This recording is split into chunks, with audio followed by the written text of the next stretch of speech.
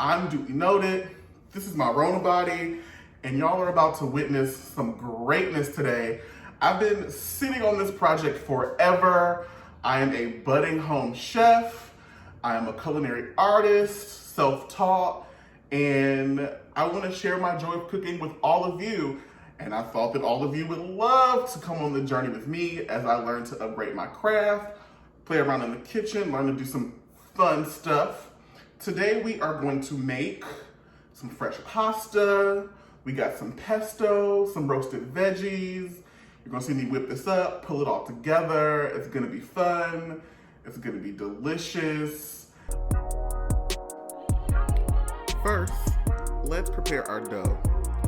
For this, you're going to need 1.5 cups of all-purpose flour, 1.5 cups of semolina flour, 2 large eggs, 4 large egg yolks, about 1/4 cup of parsley, 2 tablespoons of EVOO or extra virgin olive oil, and about 1/4 cup of water.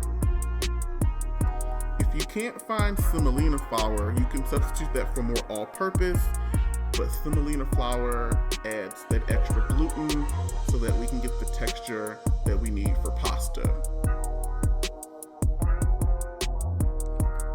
Combine your all-purpose flour and semolina flour on your work surface and create a well in the center.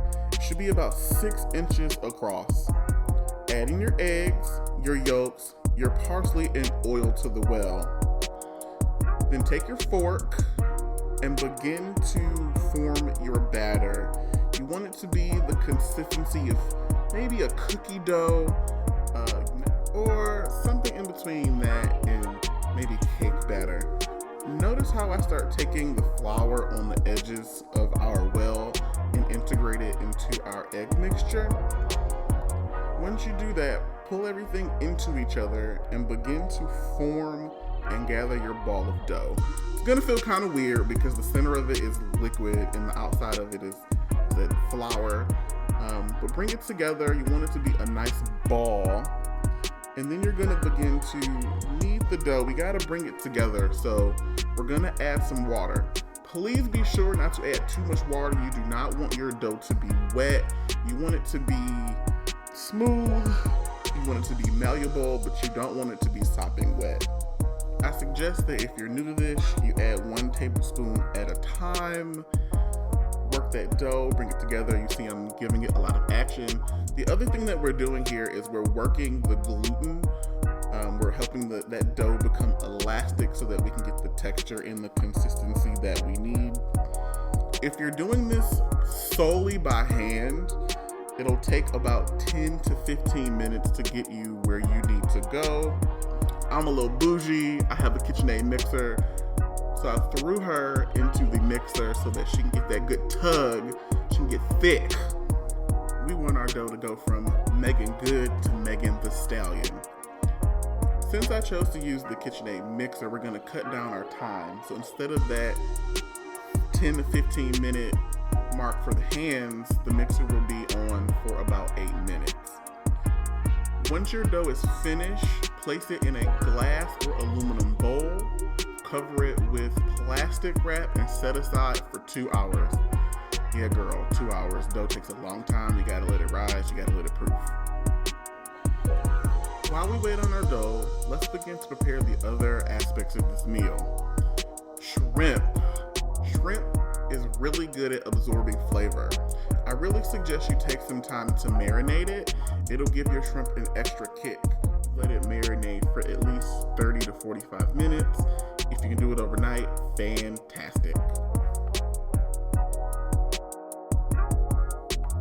Next, let's prepare our pesto. You'll need about 1.25 cup of basil, 1 cup of spinach, 2 to 3 cloves of garlic, 1/4 cup of pine nuts, and 1/2 cup of fresh Parmesan. And if you want an extra little pizzazz, a little flavor, toast your pine nuts at 350 in the oven before using for about 10 minutes, and please make sure you toss them halfway through. This will give your pesto an extra little nutty flavor, an extra little oomph. Okay, so constructing the pesto is super easy. If you can press a button and drizzle some oil, you can do this and you can do it well. Essentially, we're creating an emulsion. We just need to integrate all of our ingredients. So you see me put in the pine nuts and some parm, pulse. I add in some garlic and greens. I pulse. And then slowly across the process, you see me integrate the olive oil and pulse. If I say pulse one more time, I'm gonna fight myself, but that's literally what we're doing. We're taking all of the components, we're breaking them down, and we're using the olive oil to bind them. Do this continuously until you see the consistency that I have here. While your pesto chills, let's prepare our roasted veggies. Here I have 1 head of cauliflower and half of a butternut squash, diced. This is super easy, y'all. Go ahead and put it on a pan. I use parchment paper here. You can use aluminum foil if you have it. Drizzle some olive oil on your veggies. Season with a little salt and pepper. And then use your hands to toss the veggies together as to integrate all of the ingredients. I then take it and put it in the oven for approximately 25 minutes. I did the first 15 minutes at 325 and I did the remainder of the cook time at 450. That way we draw the water off of the veggies and give it a nice brown color.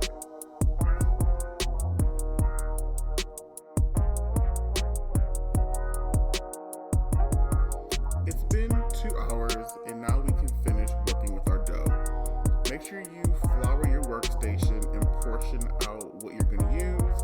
I'm only cooking for myself, so I'm going to use 1 portion.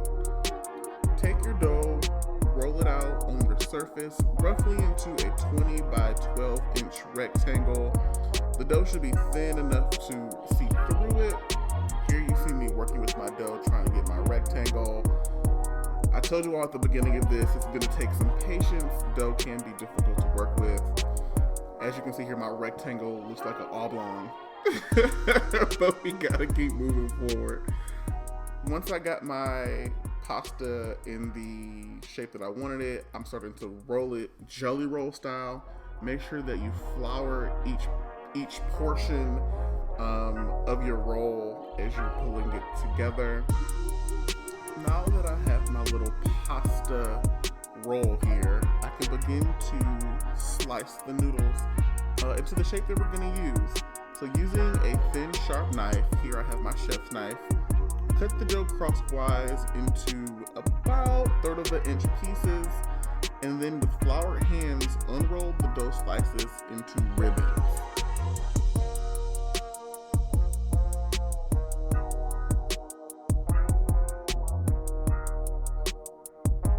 Now that we have all of the pieces of this recipe, we can begin to put together the final product. I chose to cook my noodles first. Fresh pasta cooks a lot faster than the stuff that you get in the box. Put the noodles into boiling water, salted boiling water, for about 2 to 3 minutes. You'll notice that they float to the top when they're done, so keep an eye out for that.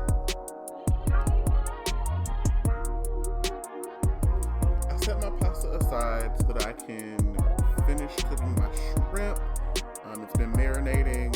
I throw some unsalted butter into a pan, bring it up on medium temperature, and then immediately throw my shrimp inside. Shrimp is another item that cooks really, really quick. Just looking at y'all Instagrams, I noticed that y'all usually cook shrimp to hell. Shrimp takes no more than 4 or 5 minutes to cook. Keep an eye on it. They will start to curl up as they get closer to overdoneness. So here at 2.5 minutes, I flip it over so that I can brown the other side, finish cooking, and then take them off the heat.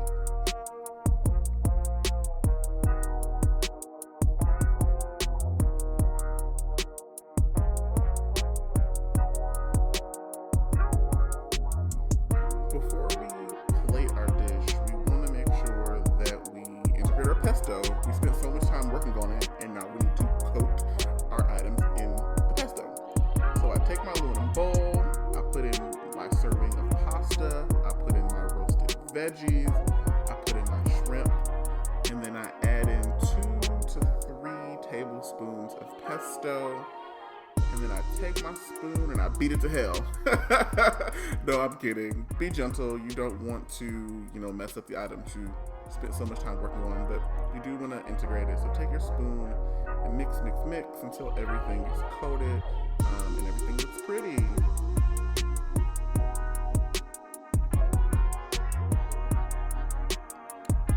Once you feel okay with your mixture, you can begin to plate. So I take my tongs and I begin to put down my pasta first. Keep in mind, we don't just, eat with our stomachs, we eat with our eyes. And so we want to take everything that we put together and present it in the best way possible. We want it to look like a piece of art, something that someone just wants to dig into. So I place my pasta, I add my roasted veggies, and then I get a little bit of the shrimp and begin to place it on top. Mugs love shrimp, so you put it on top so that they see it. And of course, before we serve, we need to add our garnish. And everybody loves cheese, so throw it on top and haha, bam, there you go. Ready to serve.